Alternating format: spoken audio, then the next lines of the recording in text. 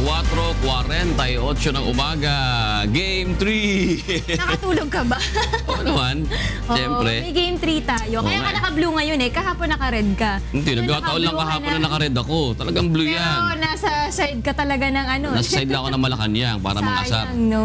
61, 67. Pero hindi pa ganun kaganda yung ano talaga, minalas lang yung Malacanang. Oo, nakahabol Hindi gumawa sila, si De La Cuesta, di ba? Oo, ang tahimik. Tapos maraming miss din. Eh. Maraming miss din si Luanzon. Oo. Kaya At medyo the first doon time, sinuwerte yung PNP. Kasi kung Masaya. nagkataong mainit yung dalawa na yon, patay na. masaya ang PNP dahil first time in history nakapasok sila dito sa game 2. Nakasurvive sila dito sa game 2 natin. Kasi lagi silang So nasa kanila ngayon yung momentum. Oo, nasa Ayun ang kanila. ibibit talaga ng Malacanang sa Tuesday, next Tuesday, di ba? Oh, next Tuesday, March 21. Do or Really? die na para sa kanilang dalawa. Okay, magandang umaga pong muli. Araw na po ng Miyerkules, 15 ng Marso 2017.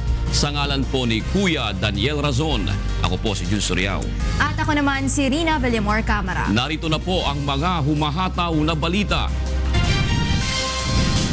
Appointment ni DNR Secretary Gina Lopez, bypass na ayon sa Commission on Appointments. Kalihim kinakailangang italagang muli ni Pangulong Rodrigo Duterte.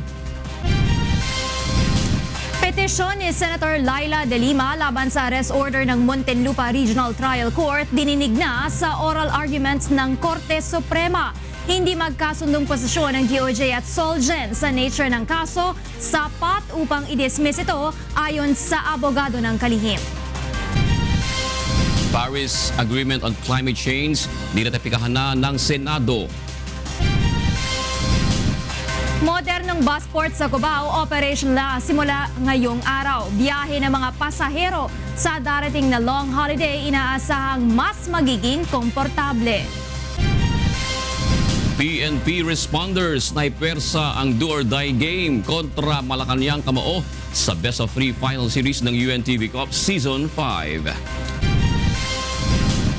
At mga park dwellers sa Ueno District sa Tokyo, Japan, pinagkalooban ng libreng damit, pagkain at iba pa ng Members Church of God International.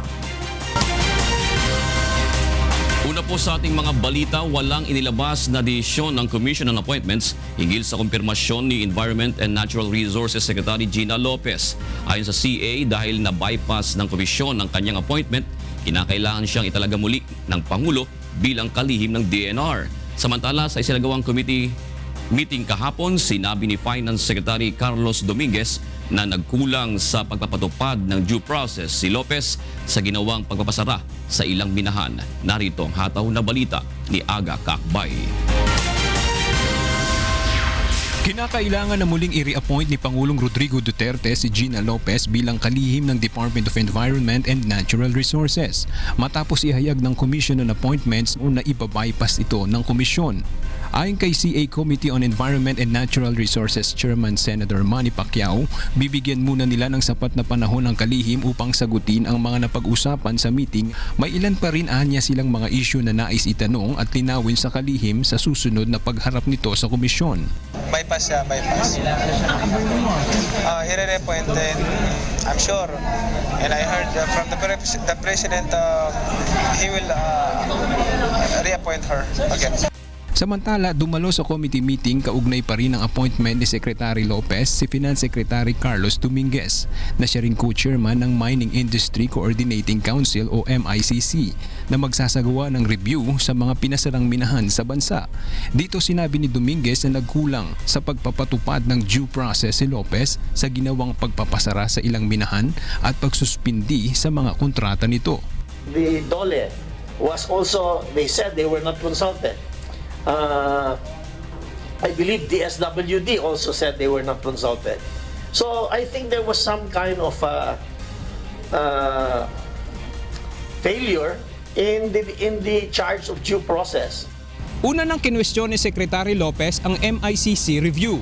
Ngunit sinabi ni Secretary Dominguez na nais lamang niyang makatiyak na maayos na naipatutupad ang batas dahil ang mga pagkwestiyon ng mining companies sa due process ay lalo lamang nagpapatagal sa implementasyon ng closure orders. Samantala, ikinalugod naman ng Chamber of Mines of the Philippines ang pagkakaantala ng kumpirmasyon ni Secretary Lopez. Anila, patunay lang ito na hindi siya karapat-dapat sa naturang posisyon, kaya patuloy nilang tututulan ang kanyang appointment sa DENR.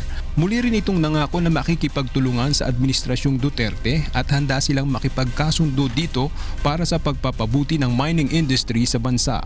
Aga Akopay, UNTV News and Rescue, Senate of the Philippines. Kinwestiyon sa pagdinig ng House Committee on Government and Public Accountability ang naging batayan ng DENR upang ipatigil ang ilang mining operations sa bansa. Narito ang hataw na balita ni Nel Mariboho. There was really no recommendation from the committee for the issuance of the closure order. Yes, Your Honor, we did not recommend for the closure of the mining companies. Walang rekomendasyon ng Second Technical Review Committee na pinamumunuan ni Mines and Geosciences Bureau Acting Assistant Secretary Danilo Oiking na anumang pagpapasara sa mga mining companies na dumaan sa kanilang pagsisiyasat, kundi ito ay suspension, mitigating measures at pagpapataw ng multa sa ilang mining firm na nakitaan nila ng paglabag sa mga umiiral na batas ukol sa pagmimina ang kanilang inirekomenda. Ayon kay Oiking, desisyon ni DENR Secretary Gina Lopez ang closure order sa 23 mining firms. As far as the order is concerned, we recommended for the implementation of the mitigating measures as far as the environmental infractions of the mining company. However, if the decision of the Secretary is stayed, I don't know if on the ground the mining companies are implementing our recommendation. Questionable naman sa ilang mambabatas kung ano ang malinaw na batayan ng DENR Secretary upang gawin ang naturang hakbang. Hindi objective yung pag-issue ng closure order, but it was more on the subjective view of Secretary Lopez. Wala pa rin hong transparent audit report na nangyari doon sa 23 mining companies at yung 75 na kinancel na mga MPSAs. Ayon pa kay Surigao del Norte Representative Robert Barbers, sa kanyang probinsya tanging industriya lamang ng pagmimina ang trabaho ng karamihan. Kaya malaki ang posibilidad na libong trabaho ang mawala dahil sa akbang na ito ng DENR. Ngunit ayon sa consultant ng DENR at dating MGB Chief Leo Hazareno, dumaan naman sa tamang proseso ang ahensya sa kanilang isinagawang mining audit. I have here, Mr. Chairman, the photocopy of the letters that the Secretary sent to the mining companies, forwarding a copy of the audit report and giving them 7 days to submit their comments. Sa kabila ng closure order, ayon kay Hazareno, batay na rin sa posisyon ni DENR Secretary Lopez na karapatan naman ng mga mining company na mag-apela sa aksyon na ito ng ahensya. At ang pinal-anya na desisyon para sa usapin sa mining industry ay manggagaling pa rin naman kay Pangulong Rodrigo Duterte. Nel Maribuho, UNTV News and Rescue, House of Representatives. Sinimulan na ng Supreme Court ang oral arguments sa petisyon ni Senator Laila De Lima na naglalayong mabasura ang arrest at detention orders na inisyu sa kanya ng Muntinlupa Regional Trial Court. Ayon sa kanyang abogado, dapat mabasura ang mga kaso laban sa senadora. Narito ang hataw na balita ni Roderick Mendoza. Sinimulan na ng Korte Suprema ang pagdinig sa oral argument sa petisyon ni Senador Laila De Lima laban sa pagpapaaresto sa kanya ng Muntinlupa Regional Trial Court dahil sa kasong illegal drug trading. Muling iginiit ng abogado ni De Lima na si dating Solicitor General Florin Hilbay na walang jurisdiction sa kaso ang DOJ at Muntinlupa RTC. Ayon kay Hilbay, ang Ombudsman at Sandigan Bayan ang may jurisdiction sa kaso dahil nangyari ang aligasyon kay De Lima noong siya pa ang Justice Secretary. Dapat anyang ipinaubayan ng DOJ sa Ombudsman ang investigasyon dito. It is therefore unthinkable how the DOJ could have filed this case before the RTC and how Judge Guerrero of RTC Muntinlupa could have possibly concluded she had jurisdiction and issued the warrant of arrest with inexplicable haste. Pinuna rin ni Hilbay ang magkaibang posisyon ng DOJ at Office of the Solicitor General sa nature ng kaso laban sa senadora. Illegal drug trading ang demandang isinampa ng DOJ sa Muntinlupa RTC. Ngunit sa kanilang comment sa petisyon ni De Lima, sinabi ng OSG na conspiracy to commit trading of illegal drugs ang kaso nito. Ayon kay Hilbay, paglabag ito sa karapatan ni De Lima sa ilalim ng konstitusyon na may pagtanggol ang sarili dahil paano niya ito magagawa kung hindi malinaw ang kaso laban sa kanya. Sapat ito ayon sa abogado upang i-dismiss ang kaso laban sa senadora. The shift from the charge of consummated drug trading under Section 5 to mere conspiracy to trade drugs under Section 26 is the clearest admission that Senator De Lima is not a drug lord. The shift away from illegal drugs as the corpus delicti to mere agreement to trade in illegal drugs is a clear admission that the government's accusations are not supported by evidence. Sa kabila nito, tiwala si Solicitor General Jose Calida na malakas ang kaso laban kay De Lima. Well, we have a strong case.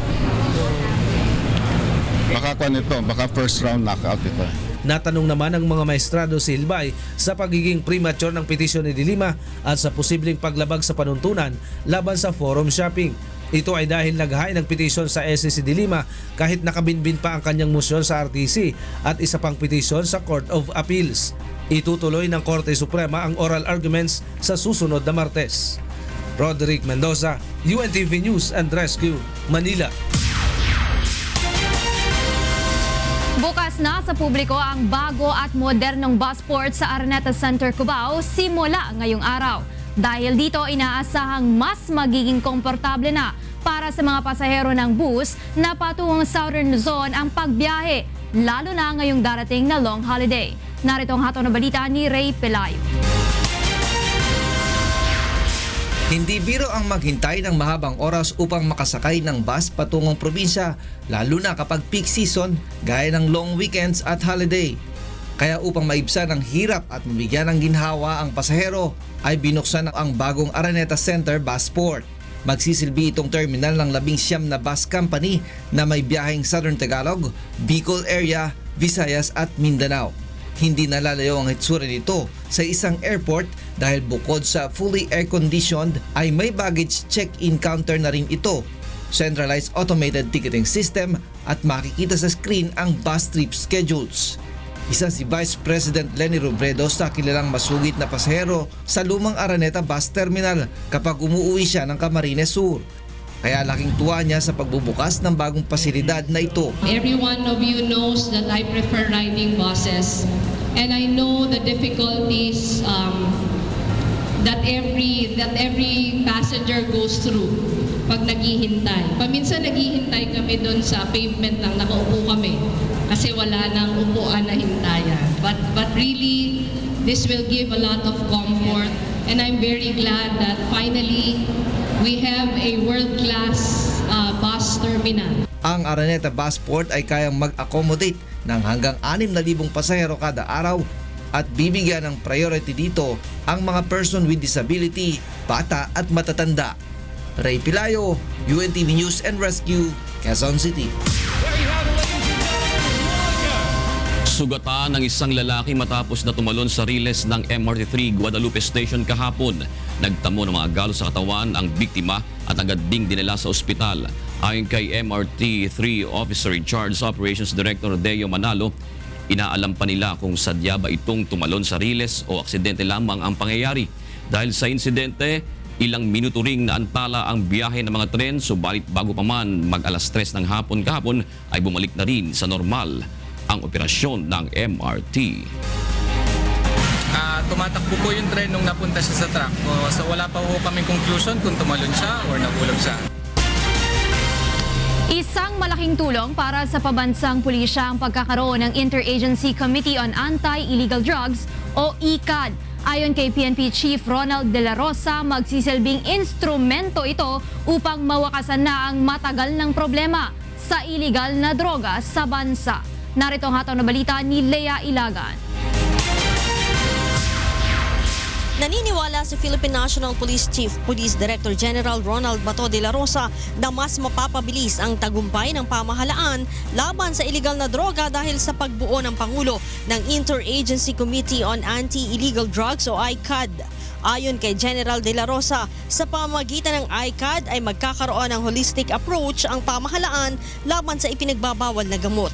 Ito rin aniya ang magsisilbing policy maker habang ang PNP at Philippine Drug Enforcement Agency o PDEA naman ang magsasagawa ng mga operations. An added instrument towards solving the drug problem of the Philippines, not as a hindrance to our normal and routine police operations. Sinabi pa nito na hindi naman required na laging i-coordinate sa ICAD ang bawat operasyon na gagawin ng PNP Drug Enforcement Group or PNP-DEG. Not necessarily. Hanggang sa may coordination sa PDEA, coordination can be done before, during, and after. But basta mayroong coordination, okay na po yun. Kinumpirma naman ni PNP Drug Enforcement Group Director Police Senior Superintendent Graciano Mijares na sinimula na rin niya makipag-ugnayan sa lahat ng kinauukulang ahensya ng pamahalaan tulad ng PDEA at AFP para sa kanilang mga nakaambang drug operations. After my assumption, I met with the Director General of the Philippine Drug Enforcement Agency under Secretary Isidro La Peña to strengthen our cooperation and coordinative efforts in the war against illegal drugs, and assured the Director General that the PNP Drug Enforcement Group will work closely with the agency, especially on high-impact projects involving national and international syndicates and the personalities engaged in the production, importation, and trafficking of illegal drugs, including their protectors. Siniguro din ng opisyal na dumaan sa matinding background investigation ang mga tauhan nila at patuloy ang assessment sa mga ito upang masigurong hindi na mauulit ang katiwaliang nangyari sa ilang tauhan ng Anti-Illegal Drugs Group. Leia Ilagan, UNTV News and Rescue, Camp Crame. May inihaing panibagong reklamo sa Office of the Ombudsman laban sa pagpapatupad ng Oplan Tokhang ng Philippine National Police. Narito ang hataw na balita ni Mon Hocson. Double murder at administrative complaint ang pangalawang reklamo na inihain sa Office of the Ombudsman ng mga kaanak ng iba pang napatay sa Oplan Tokhang ng Philippine National Police. Pinatay umano ng mga pulis ang mag-ama ni Aling Jen. Hindi niya tunay na pangalan, madaling araw ng September 15 noong nakaraang taon. Pinasok umano ng 8 pulis ang kanilang bahay at pilit umanong pinaamin ang 2 biktima na nagtutulak ng droga. Pinababa po kami lahat, tapos po naiwan po yung anak kong lalaki na si Gabriel na parang pinipigil-pigilan yung mga pulis na nakapaligid sa aking asawa na nakaload ang aking asawa at nakataas ang kamay niya. Sabi niya, sir, magbibihis lang po ko. Yung palabas na po ko, narinig na lang po namin niya may nagputukan na po.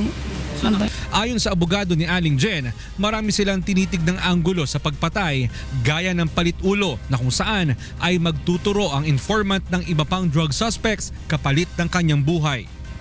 Posibleng palit-ulo ay magtuturo ka ng iba para ma-save ka. Kung informant, magtuturo ka ng ibang tao para hindi ikaw ang papatayin. Hinikayat naman ng National Union of People's Lawyers ang iba pang mga kaanak ng mga napatay sa Oplan Tokhang na huwag matakot at maghain ng reklamo. Sa susunod na 2 linggo ay maghahain muli ng reklamo ang NUPL sa Office of the Ombudsman. Mon Hocson, UNTV News and Rescue, Office of the Ombudsman. Narito naman ang mga balita sa labas ng bansa na ihahatid sa atin ni Monica Beralio. Hi Mon, good morning.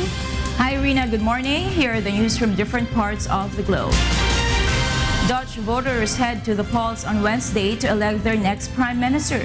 The vote is the first of several to take place across Europe this year and is being closely watched after Britain's vote to leave the European Union and the victory of Donald Trump in the U.S. presidential election. A total of 28 political parties are vying for a chance to form a new government. With 150 seats up for grabs in Parliament and 76 required to form a majority, the next government is likely to be made of at least 4 to 6 different parties. Eurosceptic Geert Wilder's populist far-right Party of Freedom, or PVV, has gained momentum among Dutch voters in this year's campaigning against incumbent Prime Minister Mark Rutte's People's Party for Freedom and Democracy, or VVD. And for the news in the Middle East, here is Bert Cerudo.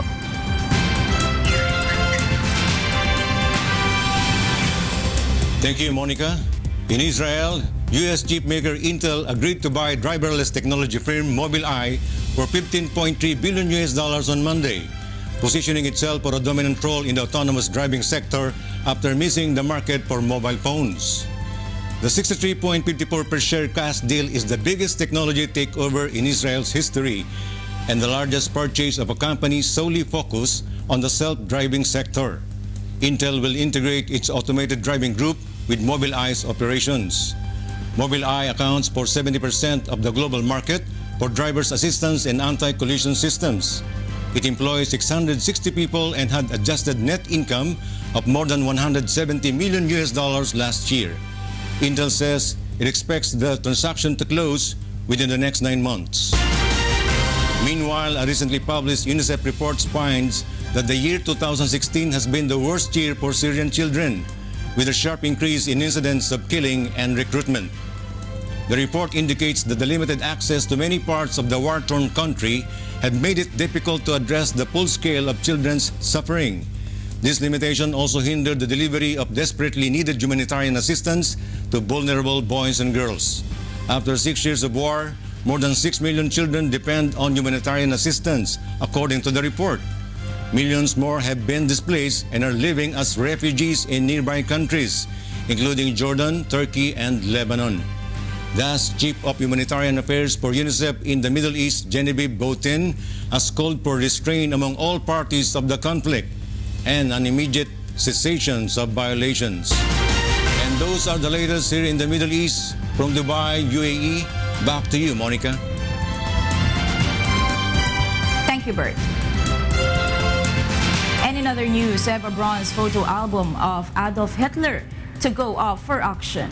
Jovic Bermas has the details. The photo album containing candid photos of Adolf Hitler, found in Eva Braun's bedroom in Berlin, is to go on sale at auction on Wednesday in England. The album includes personal images of Hitler's inner circle, including leading Nazis Joseph Goebbels, Hermann Göring, and Heinrich Himmler. It also features photos of the Nazi dictator sitting reading files and out with bodyguards and members of the SS. The album was discovered by British photographer Edward Dean, who along with reporter Richard Dimbleby entered Hitler's bunker in April 1945. Hitler's image, particularly his photographs, were controlled. They had to be approved. A photographer called Hoffman kept that very much in his hands. So the shots you're seeing in this album are natural, relaxed. A number of them are. The album will appear at auction on March 15 in Royal Tunbridge Wells and is estimated to sell for more than £15,000. Jovic Bermas, UNTV News and Rescue, London, United Kingdom. And those are the news from around the world this morning. Back to you, Rina. Sa pagdinig ng Senado, yung kakulangan sa modernong kagamitan para matukoy ang roadworthiness ng mga pampublikong sasakyan, isa umano sa mga dahilan ng aksidente. Paris Agreement on Climate Change niratipikahan na ng Senado. Pagsusulong ng diplomatic talk sa China hinggil sa isyu ng incursion o pagpasok ng mga barko nito sa Benham Rise, tiniyak ng Malacanang. Ikalawang batch ng mga inmate na pinagkalooban ng executive clemency nakalaya na. At UNTV Cup Season 5, outstanding players pinarangalan. Chester the Elevator Tolomia humakot ng special awards. Tinalakay sa pagdinig ng Senado kahapon ang tungkol sa nangyaring aksidente sa Tanay Rizal noong Pebrero. Inirerekomenda ng Senado na baguhin ng Land Transportation Office o LTO ang sistema ng pag-iinspeksyon sa public utility vehicles at pagbibigay ng professional driver's license para maiwasan na ang mga trahedyang katulad nito. Narito ang hataw na balita ni Joyce Balancho. Kulang na kulang sa modernong equipment ang Land Transportation Office o LTO kaya hindi agad natutukoy kung maayos at ligtas gamitin sa biyahe ang mga Public Utility Vehicle o PUVs. Sa Senate Joint Hearing hinggil sa Tanay Bus Tragedy, inamin ni LTO Assistant Secretary Edgar Galvante na bagaman trabaho na lang siguruhin ang roadworthiness ng mga PUV, nalilimitahan sila dahil siyam lang sa Motor Vehicle Inspection System ang ginagamit nila para sa lahat ng PUV sa buong bansa. Kasama po sa Motor Vehicle Inspection System, chine-check yung kalang brake, yung kalang steering, major components of the vehicle that should be properly functioning. Again, at the moment, because of lack of equipment, we rely heavily on the visual and practical examination. Ito rin anya ang dahilan kung bakit na-renew ng LTO ang registration ng bus kahit 29 years old na pala ang makina nito at kasama pa sa mga surplus na ibang bansa na dinadala dito. Hinihikayat naman ng komite ang LTO na magsumite sa Senado ng listahan ng equipment at kinakailangang pondo upang maisama na ito sa budget deliberations sa mga susunod na taon. Pinapabago rin ng mga senador ang paraan ng pagbibigay ng lisensya sa mga driver ng PUV matapos mapag-alamang maluwag ang qualifications ng ahensya, lalo na para sa professional drivers. Yung isa pong medyo siguro dapat pong paghigpitan, although pinapayagan po ng batas, para magkaroon po kayo ng professional license, kailangan lang po magkaroon ka ng 6 months as a student driver. Mukhang dito po may kakulangan tayo rito, kaya iniiba na po natin ang procedure. Sa huli, sinabi ni Senate Committee on Civil Service, Government Reorganization and Professional Regulation Chairperson Senator Grace Poe na kinakailangan rin bumuo ng National Transport Safety Board para tutukan ang investigasyon sa transport incidents hindi lang sa kalsada, kundi pati sa karagatan at himpapawid. Isa itong independent commission na ilalagay sa ilalim ng Office of the President ayon kay Poe. Walang isang ahensya ng gobyerno ang talagang namamahala sa investigasyon. Kaya nga yung mga simpleng tanong katulad ng ilang taon yung driver na nagmamaneho. Samantala, ihahanda na ang committee report patungkol sa issue na siya namang ihahain sa plenaryo. Ito'y upang masimulan na ang pagbuo ng mga panukalang batas na layuning solusyonan ang partikular na problemang ito ng transportation sector. Joyce Balancho, UNTV News and Rescue, Senate of the Philippines. Nagpahayag na ng concurrence ang Senado sa Paris Climate Change Agreement. Sa naging nominal voting sa plenary session kahapon, 22 senador ang bumoto pabor sa kasunduan habang wala namang tumutol o nag-abstain. Sa ilalim ng Environmental Treaty, magtutulungan ang mga bansa para maibaba sa 1.5 degrees Celsius ang global warming limit upang agapan ang malalang epekto ng climate change. Para maabot ang target na global warming limit, isinusulong sa Paris Agreement ang pagpapababa sa greenhouse gas emissions, pagresolba sa air pollution at paggamit ng renewable sources of energy. Dahil naratipikahan na ng bansa ang treaty, magkakaroon na ang Pilipinas ng access sa $100 million na pondo sa 2020 na ilalaan para sa mga lubhang maaapektuhan ng climate change. Tiniyak ng Malacanang na isusulong nila ang pagkakataon ng diplomatic talks sa China hinggil sa issue ng incursion o pagpasok ng mga barko nito sa Benham Rice. Kasabay nito ay pinaigting na rin ng pamahalaan ang kapasidad ng bansa sa pagpapatrolya sa sariling teritoryo. Narito ang hataw na balita ni Leslie Long Bowen. Muling Nanindigan ang pamahalaan na sakop ng teritoryo ng bansa ang Benham Rice. Kasunod ito ng pahayag ng China na hindi maaaring angkinin ng Pilipinas ang resource-rich waterway sa kabila ng 2012 ruling ng United Nations on Law of the Sea o UNCLOS. Nakasaad rin sa 2012 UN ruling na maaari lamang payagan ng pagpasok ng barko ng ibang bansa kung ito ay innocent passage, ngunit hindi sila maaaring manatili ng matagal sa lugar o magtayo ng anumang istruktura. Ayon kay Presidential Spokesperson Ernesto Abella, tungkulin ng pamahalaan na protektahan ang soberanya at territorial rights ng bansa, ngunit dadaanin nila sa diplomatikong pamamaraan ang pagresolba sa issue ng umano'y incursion ng ilang survey ship ng China sa Benham Rice. Having said that thing about Benham Rice, we will continue to pursue diplomatic talks with the other party. Nilinaw din ni Abella na walang guidance si Pangulong Rodrigo Duterte na magtayo ng istruktura sa Benham Rice. Ngunit inaatasan na nito ang militar na paigtingin ang kanilang kapasidad para bantayan ang mga teritoryo ng Pilipinas. Regarding building any structures, as far as I remember, as far as any resolutions were made, there were none.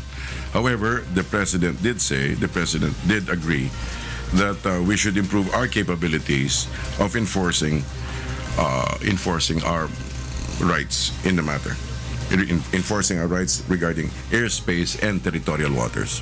Una nang pinawi ni Pangulong Duterte ang pangamba ng publiko sa ulat ng umano'y pagpasok ng mga barko ng China sa Benham Rice. Aniya, ipinaalam na ito sa kanya bago pa man maglayag ang mga barko sa lugar. No, there's no incursion because may agreement kami.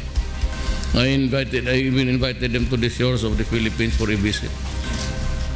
Wala, pinapalaki lang yan ng, I don't know, walang negosyo dyan because it had we previously agreed that they can, research ship naman yung ano.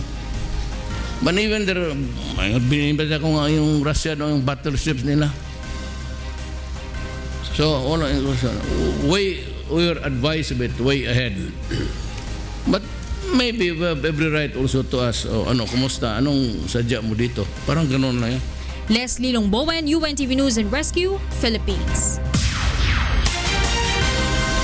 Umalis na kahapon ng umaga ang BRP Andres Bonifacio FF-17 sakay ang mahigit 200 Philippine Navy contingents upang dumalo sa Langkawi International Maritime and Aerospace Exhibition sa Malaysia sa susunod na linggo. Narito ang hataw na balita ni Aiko Miguel. Isang send-off ceremony ang isinagawa kahapon ng umaga para sa Naval Task Group 80.5, lulan ng BRP Andres Bonifacio FF-17 na makakasama sa Langkawi International Maritime and Aerospace Exhibition o Lima 2017 sa Malaysia. Alas 10 naman ng umaga nang nagsimulang maglayag ang BRP Andres Bonifacio FF-17 mula sa Pier 13 South Harbor, Manila papuntang Langkawi, Malaysia. 208 miyembro ng Philippine Navy o Navy contingents ang kasamang ipinadala ng Pilipinas sa Lima 2017 na magsisimula sa March 21 hanggang 26. Mayroong component ng Fleet Marine concept for this. And we have also the students from the Naval Officer Basic Course, around 50 of them, to apply what they have learned in school. Makakatulong anya ang joint exercise sa pagbabantay ng mga border ng Pilipinas, lalo na sa pagsugpo ng mga banta ng terorismo. It's purely a Navy exercise wherein we conduct a joint patrol in the areas of interest down south to conduct evolutions aboard ships such as anti-piracy, anti-kidnapping, and other transnational crime. Magkakaroon din ng Chief of Navy Roundtable Talks kung saan lahat ng flag officer in command sa ibang bansa ay magpupulong upang pag-usapan ang ilang naval issues. Isa pa sa mga highlight ng Lima 2017 ang Lima Sea Exercise na dadaluhan ng Multinational Navy. Taong 2011 pa nang huling nakasama ang Pilipinas sa Biennial Lima Exhibition, kaya't isang karangalan para sa Philippine Navy na muling makalahok dito. Bago bumalik sa Pilipinas sa April 6, 2017, ang Naval Task Group 80.5 ay dadaan din sila sa Lumut at Port Klang, Malaysia upang bisitahin ang Royal Malaysian Navy bases at mapatatag din ang samahan sa pagitan ng Philippine Navy at Royal Malaysian Navy. Ang Langkawi International Maritime and Aerospace Exhibition ang isa sa ikinuturing na pinakamaimpluwensyang exhibit sa Asia na nakatutok sa defense, civil and commercial aviation, shipbuilding at repair ng mga hukbong pandagat. Aiko Miguel, UNTV News and Rescue, Manila. Patuloy na binabantayan ng Philippine National Police ang kinaroroonan ng rent sangla scheme prime suspect na si Rafaela Anunciacion matapos makapagpiyansa at pansamantalang makalaya. Narito ang hataw na balita ni Grace Cassie. Nais matiyak ng Philippine National Police Highway Patrol Group na hindi na makakatakas pa ang primary suspect sa multi-billion peso rent sangla scam na si Rafaela Anunciacion. Kaya naman patuloy ang kanilang ginagawang monitoring sa kinaroroonan nito matapos pansamantalang makalaya ng maglagak ng 40,000 pisong piyansa sa kinakaharap na kasong estafa. Our intelligence operatives are closely monitoring our primary suspects dito sa Rensanglan na scam na to kasi we don't want na makakaligtas or makakawala po siya sa ating sa ating attention. So kawawa naman po kasi yung mga biktima ng Rensanglan. Ayon kay Police Senior Inspector Jem Delantes, kapag naisampanan nila ang kaso kaugnay sa Rensangla scheme, tiyak na hindi na makakawala pa ang suspect dahil walang inirekomendang piyansa para sa kasong syndicated estafa. Nais naman makatiyak ng isa sa mga biktima ng scam na mapanagot ang mga suspect upang hindi na makapambiktima pa. Sana hindi siya available para mapanagutan niya yung mga mga nagawa niyang mga yung pinasok na scam na yan. Sa ngayon, hiniling na ng PNP-HPG sa Bank Security Managers Association of the Philippines o BSMA na imbestigahan ang mga credit investigators o personnel na posibleng kasabwat sa modus operandi. We are also recommending that a parallel investigation be done by the Anti-Fraud and Commercial Crime Unit of the CIDG on the practice of dealers in-house financing of simulated lease of motor vehicles to actual mortgators. Sa 1,800 na mga sasakyang involved sa Rensangla scam, mahigit 600 ang na-recover ng HPG at mahigit 200 dito ay naibalik na sa mga biktima. Ang ibang sasakyan naman ay patuloy pang hinahanap ng mga otoridad. Grace Casin, UNTV News and Rescue, Camp Crame. Nakalaya na ang ikalawang batch na kabilang sa mahigit 100 inmates na pinagkalooban ng executive clemency. Ang mga ito ay matatanda na at may sakit na nakulong sa mahabang panahon. Narito ang hataw na balita ni Maki Libradilla. Nakalaya na ang 39 na inmate matapos matanggap ng mga ito kagabi ang kanilang Certificate of Conditional and Commutation Pardon mula sa Department of Justice. Pinangunahan ni Justice Secretary Vitaliano Aguirre II na siya ring chairman ng Board of Pardons and Parole ang pagkakaloob ng certificate sa mga bilanggo. Ang mga ito ang ikalawang batch sa mahigit 100 inmate na pinagkalooban ni Pangulong Rodrigo Duterte ng Executive Clemency. Yung matagal na namang nagdusa na matatanda na merong sakit, dapat talagang palayain na. Unang-una, para ma-decongest ng konti ang ating mga bilangguan at yun, ang ating naman reformation hindi naman yung para parusahan lamang sila. Naunang pinagkalooban ng pardon ang 27 bilanggo noong nakaraang linggo.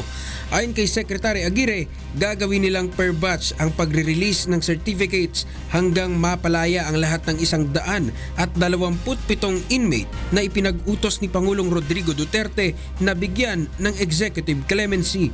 Sinundo naman ng kanilang mga mahal sa buhay ang mga pinalayang bilanggo, ngunit bago umalis ang mga ito ay naghapunan muna sila kasama si Secretary Aguirre.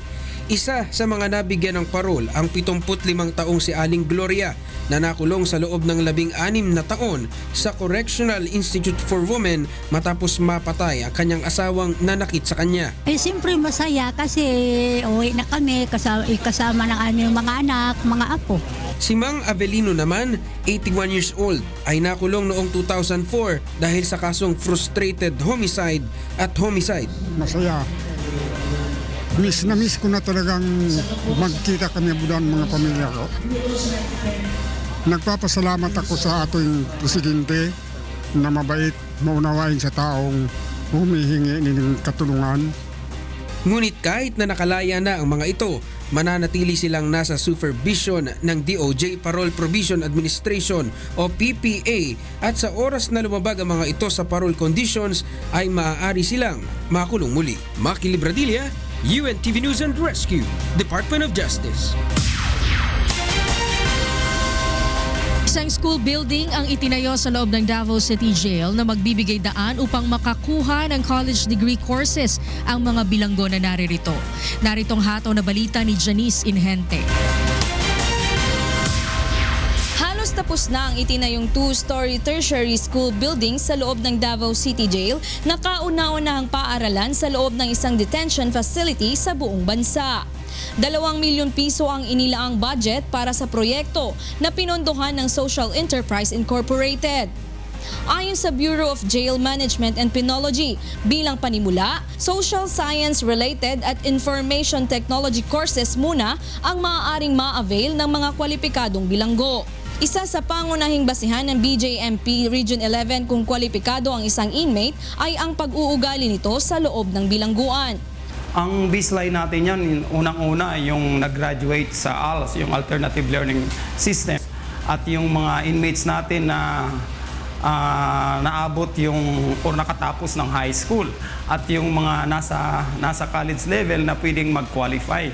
Bukod sa BJMP, magsasagawa din ng screening ang University of Southeastern Philippines o USEP kung kwalipikado ang isang bilanggo. Ang USEP ang tumatayong service provider ng paaralan sa loob ng kulungan. Inaasahang matatapos ang proyekto sa buwan ng Hunyo ngayong taon kung kailan inaasahang magsisimula ang pasukan ng unang batch ng mga inmates na mag-aaral dito. 60 inmates ang mabibigyan ng scholarship bilang unang batch sa darating na pasukan. Tiniyak naman ng BJMP na magiging ligtas ang mga gurong magtuturo sa paaralan dahil hiwalay sa mismong mga lugar ng bilanggo ang paaralan. Magsiset down talaga ang BJMP dyan at ang service providers kung paano natin mapoproteksyonan ang mga faculty natin dyan na magtuturo dyan sa nasabing eskwelahan. Janice Enhente, UNTV News and Rescue, Davao City. Nadiskubre ng mga operatiba ng Philippine Drug Enforcement Agency na ginawang Shabu Laboratory ang isang bahay sa isang subdivision sa Cainta, Rizal. Ayon sa PIDEA, tinatayang aabot sa 250 million pesos na halaga ng shabu ang kayang maiproduce nito sa loob ng isang linggo. Narito ang hatol na balita ni Bernard Dadis. Pinasok na mga kawani ng Philippine Drug Enforcement Agency o PDEA at Philippine National Police ang pinaghihinalaang Shabu Laboratory sa Vista Verde Executive Village sa Cainta, Rizal kagabi. Natagpuan sa paupahang bahay ang mga aparato na sinasabing ginagamit sa paggawa ng methamphetamine hydrochloride o shabu tulad ng hydrogenator at ilang mga glasswares. Ayon kay PDEA Deputy Director General for Operations Ricardo Quinto, nakakita rin sila ng mga palatandaan na nakagawa na ang mga suspect ng shabu. Dagdag pa ng PDEA, tinatayang aabot sa 250 million pesos na halaga ng shabu kada linggo ang kayang maiproduce ng naturang drug laboratory. Ayan ay gamit, aparatos panggamit ng pag-produce ng shabu. Pag-produce ng shabu. At ang tantiya namin na mga 50 to 100 kilograms ang pwedeng sa tingin lang namin dito sa mga gamit nila, pati yung mga lalagyan nila. Wala namang naarestong suspect sa ginawang raid ng mga otoridad. Ayon sa ulat, nadiskubre ang Shabu Laboratory mula sa sumbong ng may-ari ng pinaupahang bahay. Ina-expect na may-ari na magre-renew ng kontrata, hindi po nagkaroon ng renewal ng contract dahil hindi nga takot yung may-ari na pasukin tong area, so humingi po siya sa atin ng tulong. Titira sila dito 3 months, tapos yung provide sila ng 1 year, hindi mo na sila after 3 months mawawala sila, tapos babalik pa panibagong buwan, panibagong taon. Ayun, ganun ginagawa nila, kaya hindi rin masyadong kapansin-pansin dito sa mga kapitbahay. Samantala, pinaghahanap na ngayon ng mga otoridad ang taong nangupahan sa naturang bahay. May lead na rin umano ang mga pulis sa pagkakakilanlan nito, ngunit tumanggi itong magbigay ng anumang impormasyon. Kasama Rizal News Team, Bernard Dadis, UNTV News and Rescue, Philippines. Para naman sa mga balita sa labas ng bansa, narito si Rina Villamor Camara. Rina, good morning. Go ahead. Thank you, Angela. Good morning. And here are the latest news from different parts of the world. The British government won final approval from Parliament on Monday for legislation giving Prime Minister Theresa May the power to trigger the country's exit from the European Union after members of the lower house of Parliament voted earlier on Monday to throw out changes to the bill made by the upper house in recent weeks. The upper house also agreed to pass the legislation unamended. The bill will now be sent to Queen Elizabeth II for symbolic approval, which could be granted as early as Tuesday morning in Great Britain, leaving May ready to start a 2-year negotiation period as set out in Article 50 of the European Union's Lisbon Treaty. And for the news in North America, here is James Buntuyan. Yes, James? Yes, good morning, Rina. We have our news right here in North America. Wildflowers are blooming in Southern California following one of the state's wettest winters. Calvin Manaig reports. An unusually dense display of wildflowers brought visitors to Lake Elsinore, 70 miles from downtown Los Angeles on Monday to enjoy the yellow, orange, and purple blossoms. A carpet of vivid blooms, mainly orange California poppies, covered the hillside alongside the busy Interstate 15 highway. People walked the trails, took photographs, rested among the flowers, and picked colorful bunches to take home. A wet winter in Southern California has led to ideal conditions for a bumper wildflower bloom. According to the National Park Service, rainfall throughout the winter and spring is essential for a good wildflower year. Anza Borrego Desert State Park, 80 miles southeast of Lake Elsinore, is seeing an abundance of wildflowers, according to the park's website. Drought-stricken California has had one of its wettest winters in memory. Calvin Manaig, UNTV News and Rescue, Los Angeles, USA.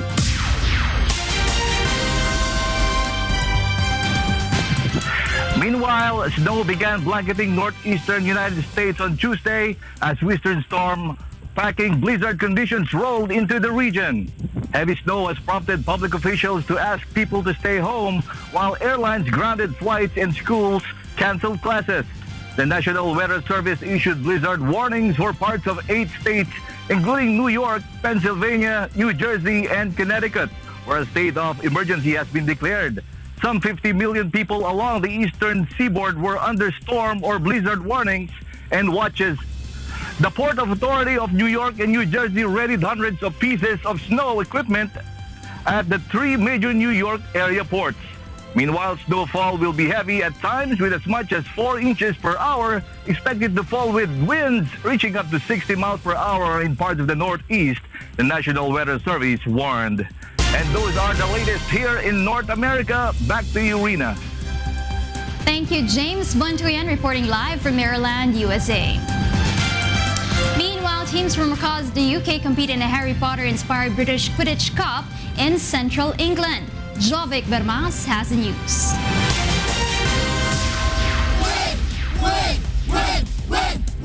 Teams from across the UK congregated in central England on Sunday to fight for the 4th annual British Quidditch Cup. The game, inspired by J.K. Rowling's Harry Potter series, sees teams of 7 trying to score as many points as possible into 3 hoops. This weekend it's the British Quidditch Cup, so this is our national tournament. It happens every year. This is the 4th one. So we've got 32 teams from across the country. They're all here. They've come for a 2-day tournament to compete to be crowned the national champions. In Quidditch, 2 teams of 7 players compete using 4 balls. 3 bludgers are used to momentarily knock opponents out of the contest, and a quaffle is put through one of 6 ring-shaped goals to score. Matches can last between 20 minutes to an hour and are finished when the golden snitch, a tennis ball stuffed in a stocking worn by an independent player, is caught. 32 teams from Scotland, Wales, and England entered this year's British Cup. 2017's eventual winners were the Velociraptors, who defeated the Bristol Grizzle Bears 260 points to 60. Jovic Bermas, UNTV News and Rescue, London, United Kingdom.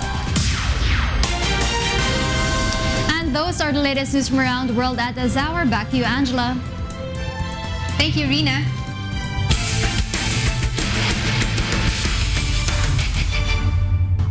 Pinarangalan kagabi ang mga manlalaro sa UNTV Cup Season 5 na nagpamalas ng kanilang galing na angat sa ibang mga player na kalahok sa liga ng mga public servant. Narito ang hataw na balita ni Bernard Dadis. Ang season MVP ng UNTV Cup Season 5, walang iba. Let's call on once again, Chester the Elevator Tolomia. Sa bawat laro ng bawat kuponang kalahok sa Charity Basketball League on Philippine TV, may mga natatanging manlalaro na nagpakita ng kanilang husay sa kada game ng Liga ng mga Public Servant. Kaya naman kagabi binigyang pagkilala ang mga outstanding players ng UNTV Cup Season 5. Humakot ng 3 special awards si Chester the Elevator Tolomia ng 2-time champion Judiciary Magis. Ang mga ito ay ang scoring champion, season most valuable player at isa sa first 5 players ng UNTV Cup Season 5. Kay Kuya Daniel Rason, thank you po sa liga nito, sa tournament natin. Saka kay Commissioner Ateco, maraming salamat po sa lahat ng mga sumusuporta sa UNTV.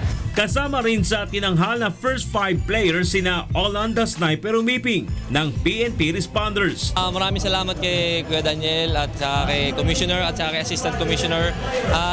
Patuloy ko po paggagalingan pa at gagawin yung part ko para sa team ng PNP. Visnuta sa biyer ng Malacanang Kamao, ang big man ng 2-time champion AFP Cavaliers na si Jeffrey Cambao at si Gilbert Malabanan ng BFP Firefighters. Kinilala naman bilang Defensive Player of the Season si Harold Santa Cruz ng PNP Responders. Nagpapasalamat ako sa mga sumusuporta specialist na PNP Responders at sumusuporta ng UNTV Cup. At step-up player o most improved player si Ian Garrido ng Malacanang Kamao. Maraming salamat po sa suporta sa amin, lalo na sa mga fans namin. Malacanang Kamao.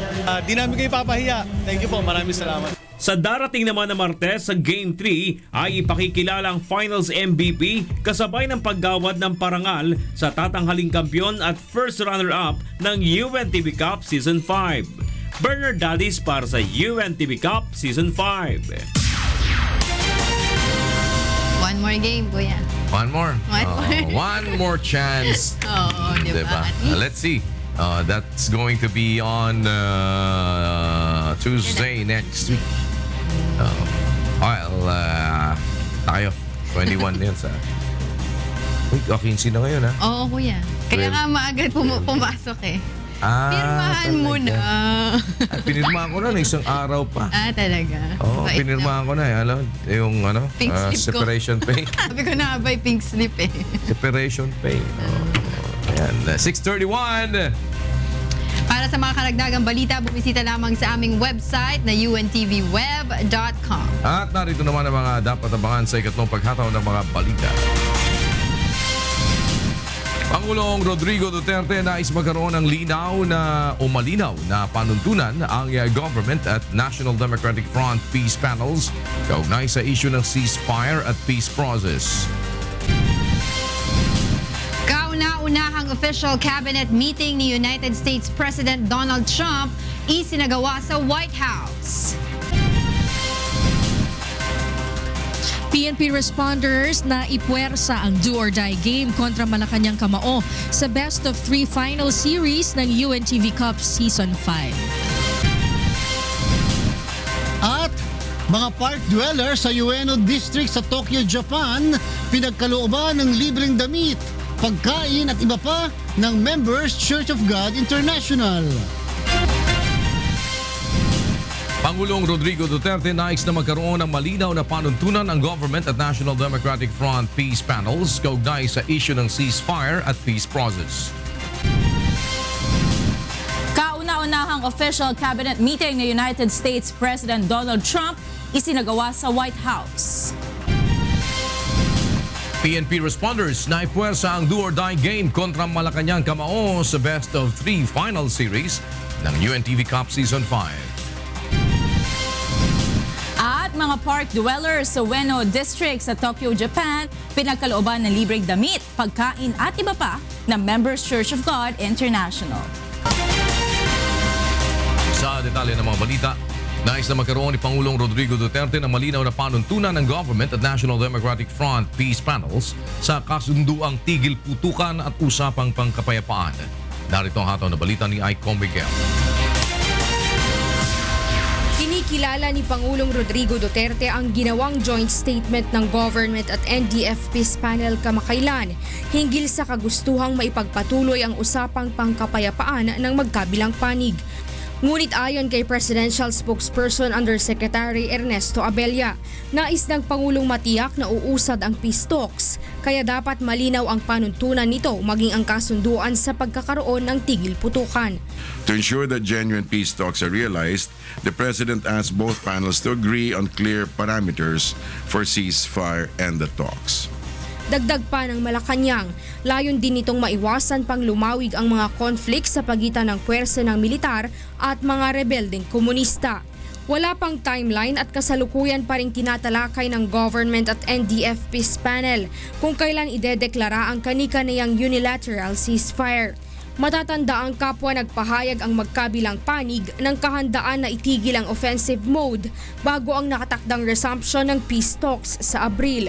Nananawagan naman ang Malacanang sa publiko na muling magtiwala sa prosesong pangkapayapaan na itinataguyod ng administrasyon ni Pangulong Duterte. Ipinauubayan na rin itong muli sa liderato ng mga makakaliwang grupo kung papaano nito mahihikayat ang kanilang mga kasamahan, partikular na ang armed wing nito sa mga mapapagkasunduan. We just have to trust the process, no? The parameters have to be clear. So and then having set the parameters, then they should act in a circumspect manner and to act within those parameters. Aiko Miguel, UNTV News and Rescue, Philippines.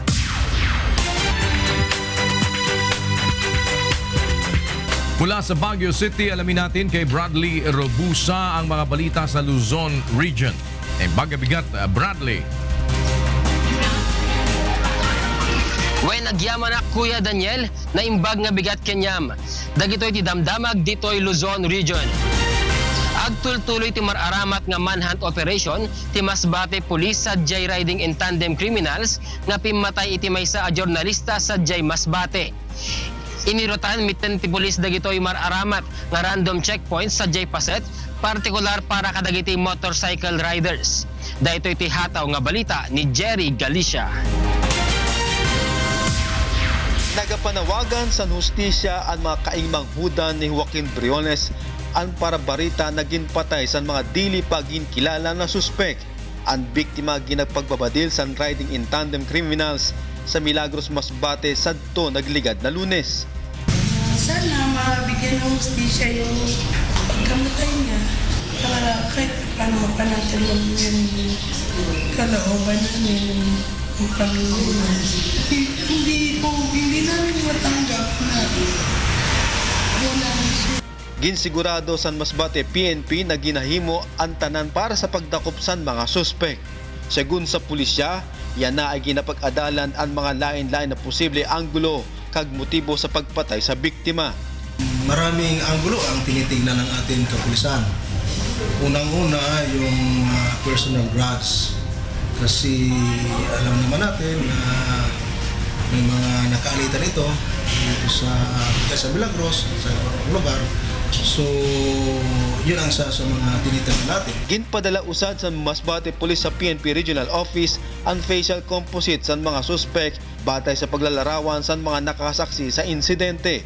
Kaugnay sa ni, paigtingin pa ang ginhimo na random checkpoint sa mga lugar sa probinsya para malikayan ang pambibiktima sa mga riding in tandem criminals. Ginagawa na natin yun, mga random checkpoint, simultaneous checkpoints, pag nagbato ng directives ang Masbate Police Provincial Office sa mga estasyon na sabay-sabay mag-checkpoint sila sa ganitong oras. So yun ang mga countermeasures natin. Pero sabi nga, this is a mouse play, nakakalusot pa rin. Samantala, dako na bulig sa pulisya ang paglalaan sa reward money sa National Press Club na nagkakahalaga sa 200,000 pesos na pabuya para sa pagdakop sa mga suspek. Jerry Galicia, UNTV Barita, Kagresponde, Masbate.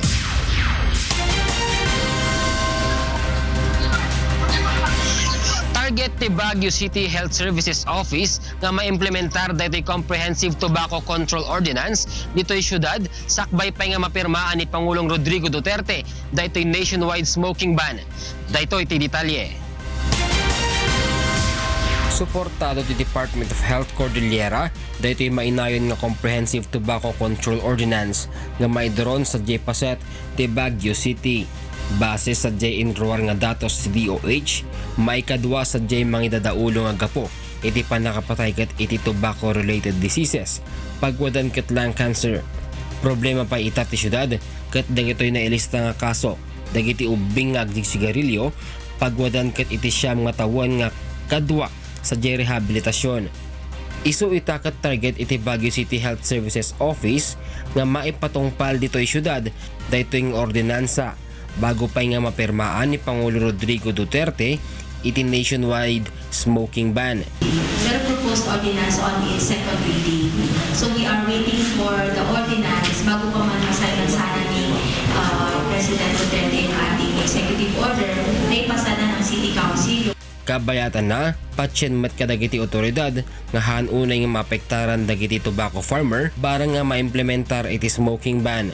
Ang tumikita talaga dito are the tobacco industry, not really the farmer.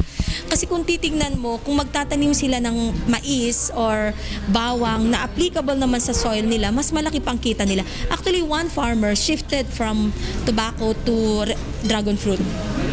And ang kita nila tripled from that of the tobacco. Sigon ti Baguio City Health Services Office nga oras nga na-implementar daytoy ordinansa, makadwa damet dagitoy pulis iti mang-implementar ti smoking ban sa J Barangay Ijay Paset. Bradley Robuza, UNTV News and Rescue, Baguio City.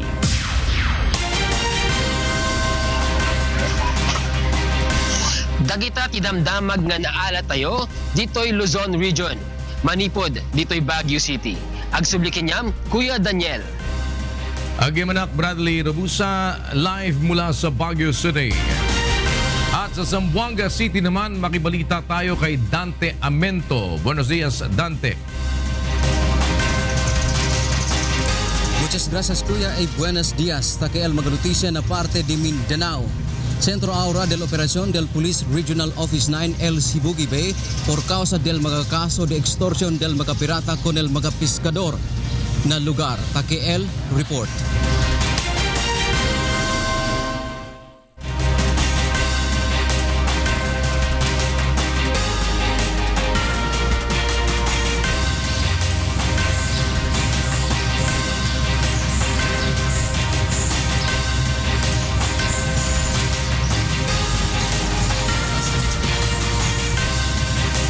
Mientras tanto, na otro noticia, klase-klase de actividad el incluido na celebración del Día de mga empleyado na Ciudad de Davao que parte pa siyempre del aka-80 Día de Davao. Takiel hataw balita de Victor Cosare.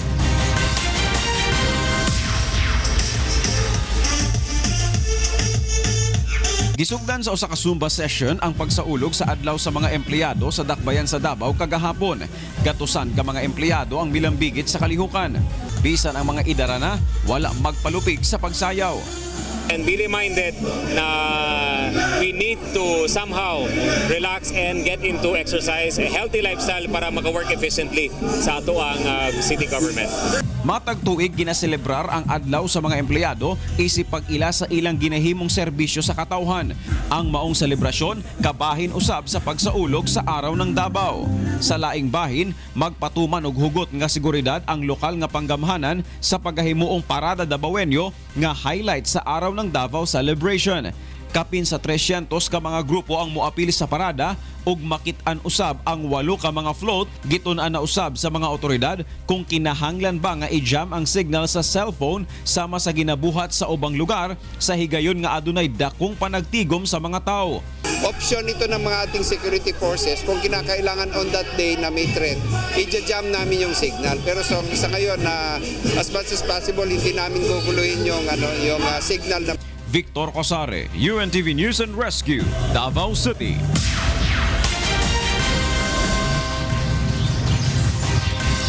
SL mga notisya ya sa kakita na parte de Mindanao estaba aquí na ciudad de Zamboanga.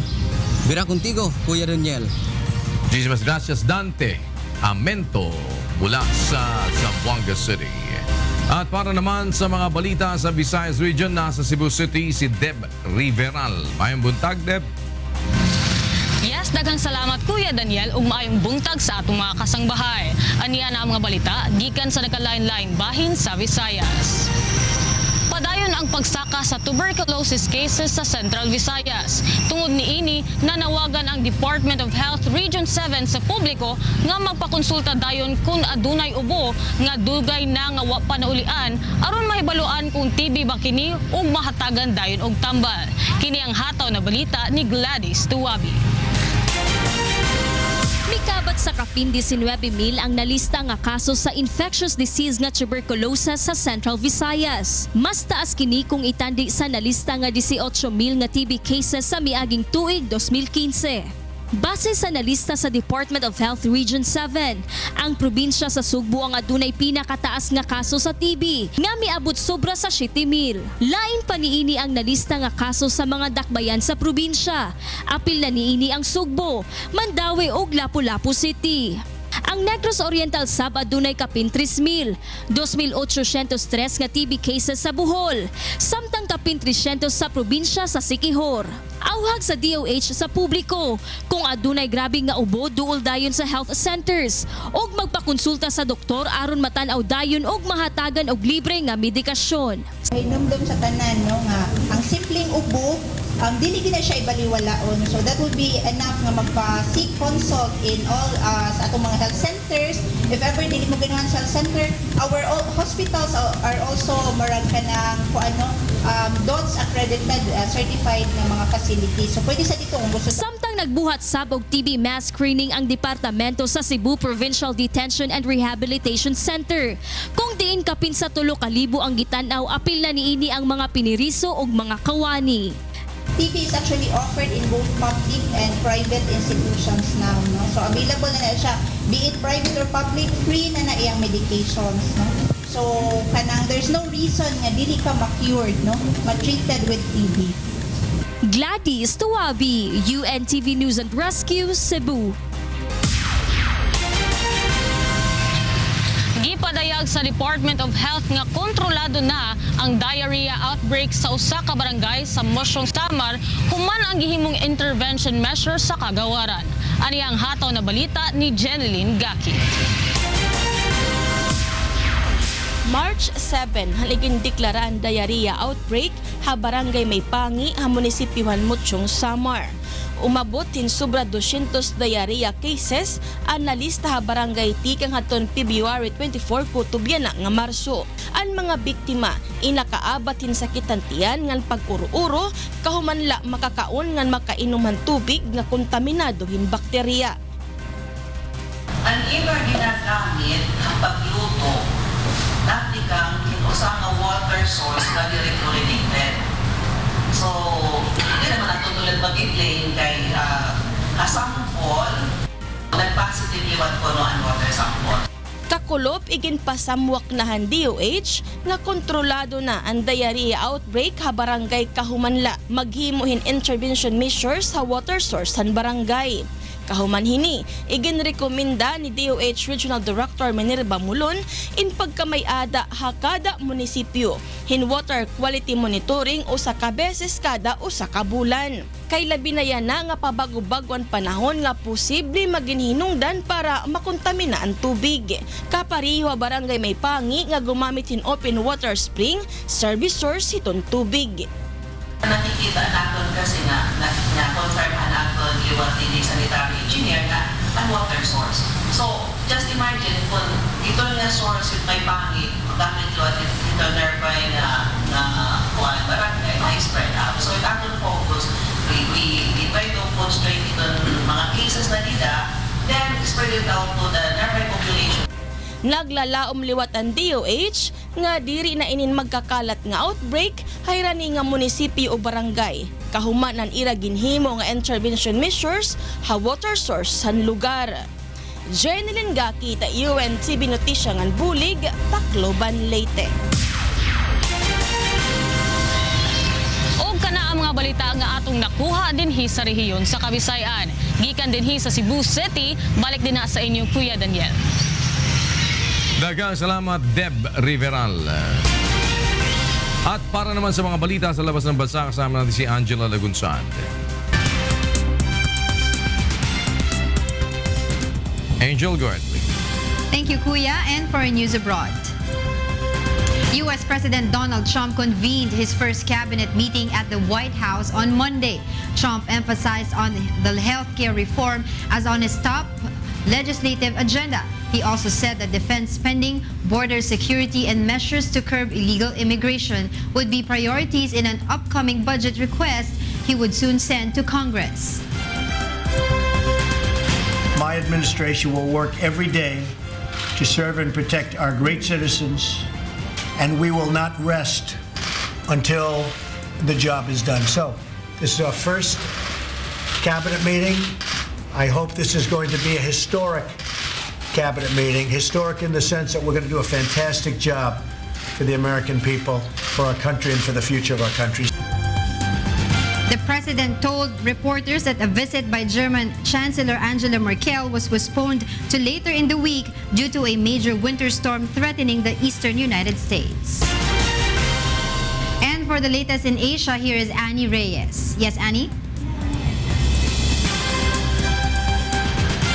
Thank you, Angela. Here in Singapore, more than 100 people gathered in Singapore's Speaker's Corner in the weekend for a rare protest against the government plan to increase water prices.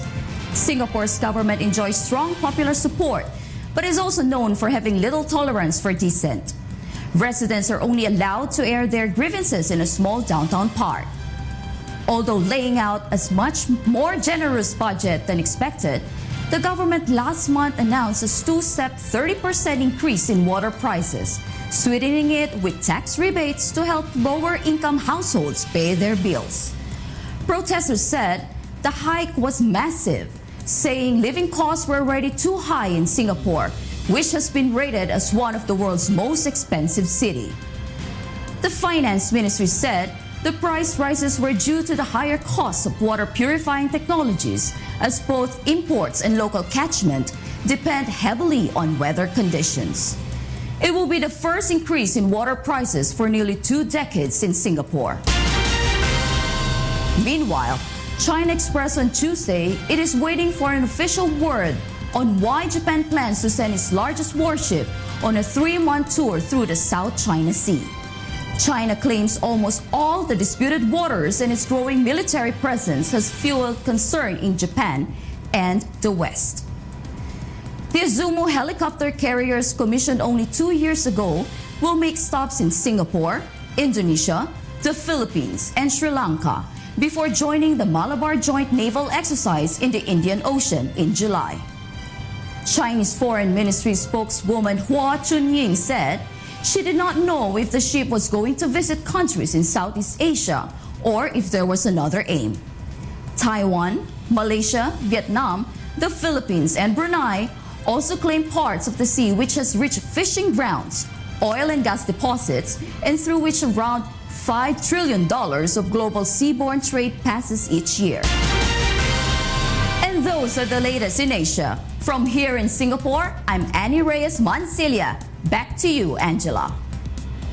Thank you, Annie Reyes, live from Singapore. And for other news abroad, bookmakers Paddy Power stunned London commuters on Monday with a promotional stunt which involved actors dressed as U.S. President Donald Trump and his Russian counterpart, a shirtless Vladimir Putin, on the streets of the city.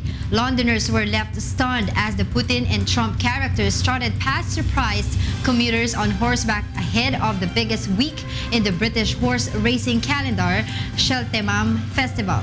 The bizarre scene was inspired by the famous photos of Putin taken in 2009, which saw the president riding shirtless in Siberia's Tuva region. Actors Carl Greenwood and Doug Devani spent more than 6 hours being made up with prosthetics by a team of Hollywood special effect artists to be transformed into the two presidents. And those are the news abroad. Back to you, Kuya Daniel Razon. Thank you so much, Angela Lagunsad.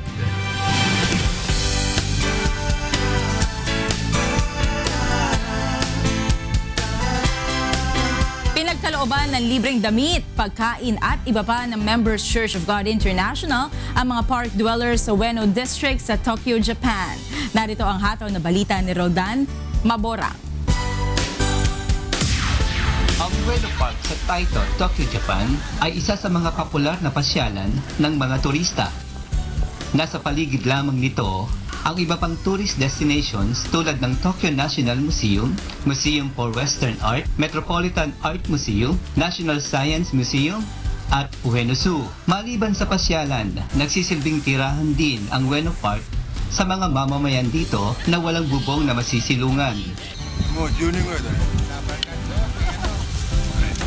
あとここでこの公園でどうやって生活してるんですか？炊き出しにたくさんあるからね。家族はまだいますか？いると思います。もう連絡取ってないから分かんない。ありがとうございます。どうやって上野まで来たんですか？で、流れ物にどこから来ました？僕生まれは九州で。九州ですか？どうやって上野まで来たんですか？どうやって一時仕事してたからね。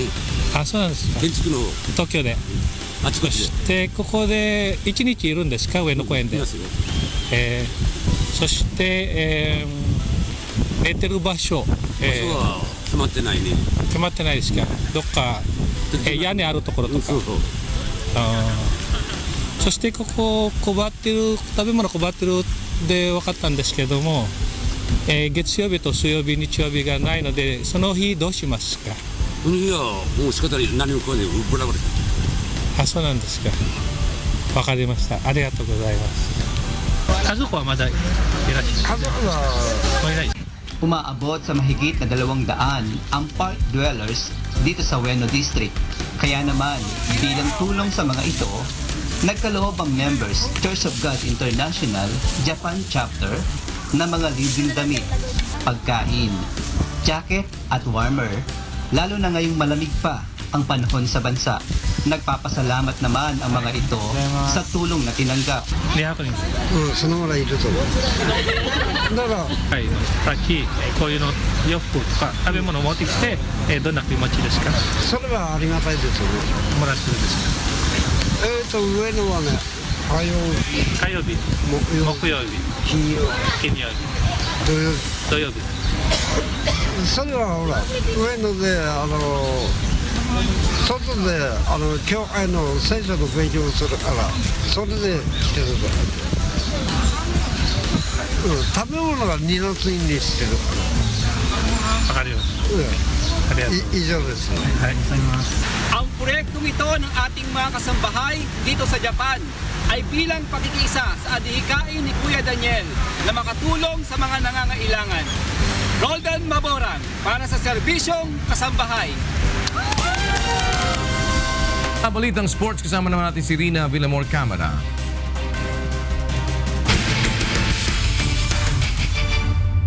Rina, go. Yes, Kuya, sa ika-4 na pagkakataon ay nagkaroon ng chance ang 3-time runner-up PNP responders na makuha ang matagal nang inaasam na kampyonato sa Liga ng mga Public Servants. Ito ay matapos talunin kagabi ang Malacanang Kamao sa Game 2 ng Best of 3 Final Series ng UNTV Cup Season 5. Narito ang hataw na balita ni Bernard Dadis.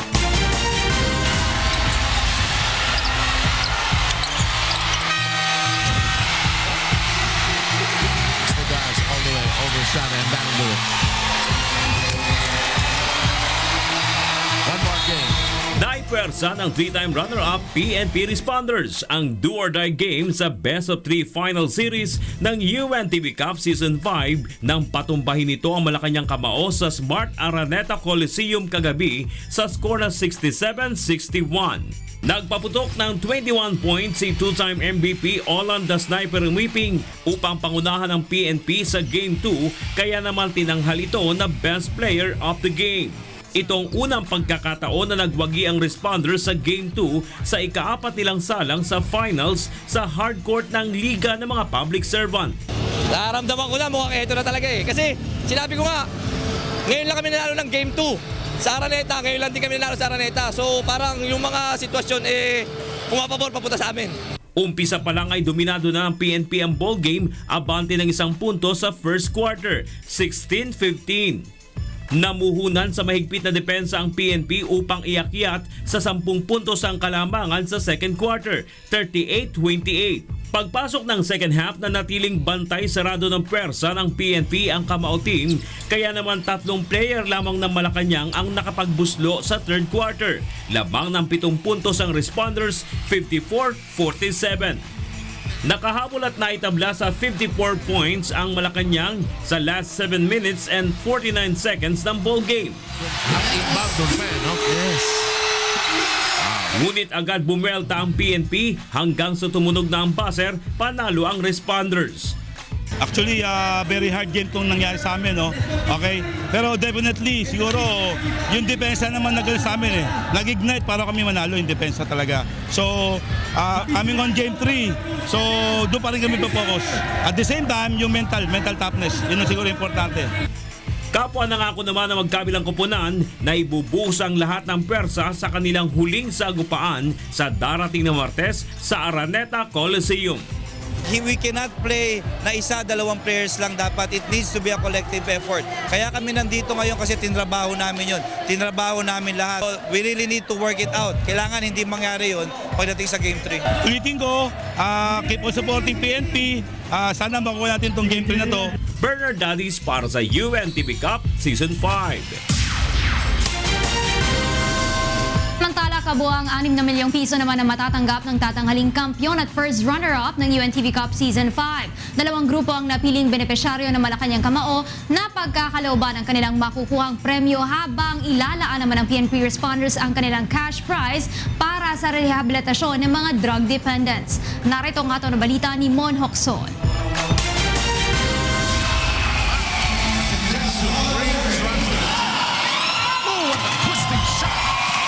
Muling maghaharap sa susunod na Martes sa Smart Araneta Coliseum ang PNP Responders at Malacanang Kamao para sa Game 3 ng Best of 3 series ng UNTV Cup Season 5 Final. 4 na milyong piso ang naghihintay sa mapalad na beneficiary ng mananalong koponan sa ikalimang yugto ng kauna-unahang Charity Basketball League sa bansa na nilalahukan ng mga public servant. 2 ang napili ng Malacanang Kamao na pagbibigyan ng cash prize. Una ay ang Millennium Sports Support System Association Incorporated, ang grupo na tumutulong sa sports development ng indigenous people at ethnic groups sa Mindanao. Pangalawa ay ang mga cancer patient lalo na at 2 sa mga naglalaro dito ay namatayan ng kapatid, bunsod na naturang sakit. Nangyari sa kapatid ko na namatay sa cancer. In the first place, hirap kami nun sa pera. Ngayon, dumating yung time na to na kami yung pinagpala ni Lord sa taas na gumawa ng paraan. Ginabit niya kami para kami naman yung tumulong dun sa mga cancer patient na wala. So this time, sana makuha namin itong championship para alam ko malaking tulong sa kanila yung 4 million na pagkapalain kami. May tutulong namin sa kanila. Samantala, mga drug-dependent naman na nais ng magbagong buhay ang nais tulungan ng PNP responders. Sa PCRG Drug Rehabilitation Program. Ngayon, yung bago nyo. Para dun sa mga ma-rehabilitate yung mga either drug users or yung mga natokhang. 4 million pesos ang makukuha ng beneficiary ng koponan na tatanghaling kampyon. 2 million pesos naman sa second place, 1 million sa third place, at 500,000 naman sa fourth place, habang 100,000 pesos naman sa 5th place hanggang 13th place. Sa Game 2 na isinagawa kagabi sa Smart Araneta Coliseum ay naipagkaloob na sa mga benepisyaryo ng third placer Judiciary Magis at nakakuha ng ika-4 na pwesto ang rookie team na BOC Transformers ang cash prize. Mula Season 1 ay nakapagbigay na ang UNTV Cup ng mahigit 35 million pesos sa mga beneficiary at mga team na lumahok. Mon Hokson, UNTV News and Rescue, Philippines. Kuya, 6 na araw ang kailangan na ng sulitin sa pag-iensayo bago ang Game 3 na inaabangan natin sa March 21 na idaraos pa rin sa Smart Araneta Coliseum. Game starts at 7 o'clock p.m. At yan muna ang ating sports update. Back to you, Kuya. Salamat, Rina Villamor Camara. Para sa iba pang humahataw na balita, bumisita lamang sa aming website ang untvweb.com. Exciting ho ito dahil after na reject po ng Commission on Appointments, makakasama natin ngayon para makausap si Perfecto June Yasay, ang dati hong Secretary ng Department of Foreign Affairs. na inireject ng Commission on Appointments sa iba't ibang mga issue. Alamin niyo ho ang ibang mga detalye. Tignan natin kung ano ang maging laman ng ating usapan. Kasama ating kaibigan si June Yasay sa loob lamang po ng ilang sandali sa ating Get It Straight with Daniel Razon, ang programang Bawal ang Pikon. Huwag po kayong aalis.